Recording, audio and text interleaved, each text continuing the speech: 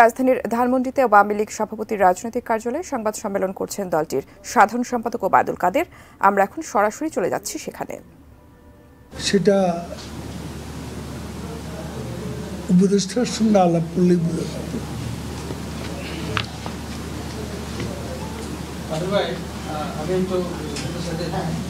অনেকে মনে করছেন যে বাংলাদেশে গণতন্ত্রের ঘাটতির কারণে বিভিন্ন ক্ষেত্রে সমস্যা দেখা দিচ্ছে, যেমন এটার ইম্প্যাক্ট অর্থনীতি করতেছে, সামাজিকভাবে করতেছে, রাজনৈতিকভাবে করতেছে। যেমন দেখা গেল যে বাংলাদেশে একদিনে ডলারের বিপরীতে 7 টাকা কমে যায়, 7 টাকা আমাদের মূল্যস্ফীতি হয়, এবং দুর্নীতিটা বেড়ে যাচ্ছে। তারপরে হলো আমাদের ইনকাম ডিসপ্যারিটি, আয় বৈষম্যটা খুব চরমভাবে হচ্ছে, বেড়ে যাচ্ছে। এটা কি আপনি মনে করেন কিনা যে গণতন্ত্রের ঘাটতির কারণে আসলে বাংলাদেশের সব জায়গায় এক ধরনের সমস্যা হচ্ছে? ঘাটতিটা কোথায় বলেন তো?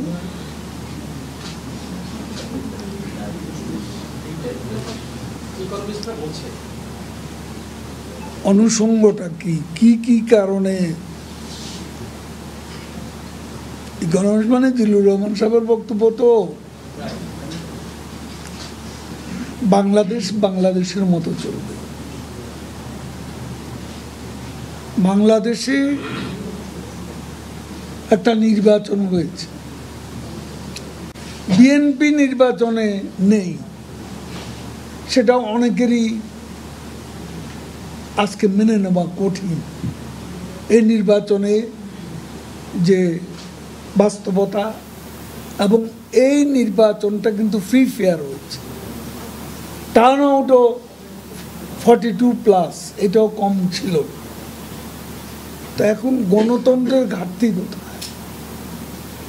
সংসদ আছে, সংসদ চলছে, সংসদে বিরোধী দল সরকারের সমালোচনা করছে শুরু থেকে।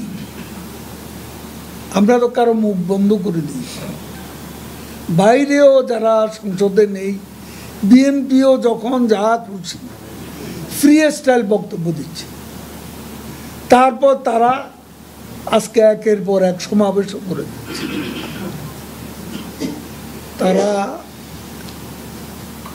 28 অক্টোবর যা করে গিয়েছিল, নির্বাচন বয়কটের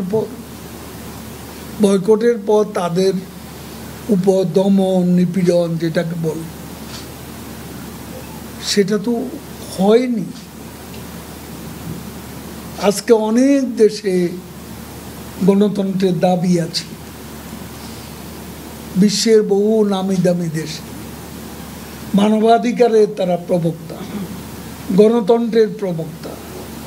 কলম্বিয়া সহ যুক্তরাষ্ট্রের কয়েকটা ভার্সিটিতে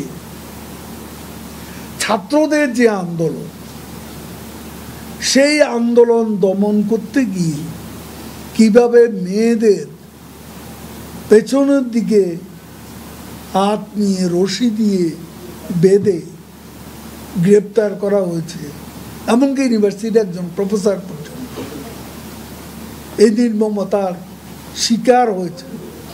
আজকে আমি আল জাজিরা কলম্বিয়া ইউনিভার্সিটির একজন ছাত্রীর প্রতিক্রিয়া শুনছিলাম।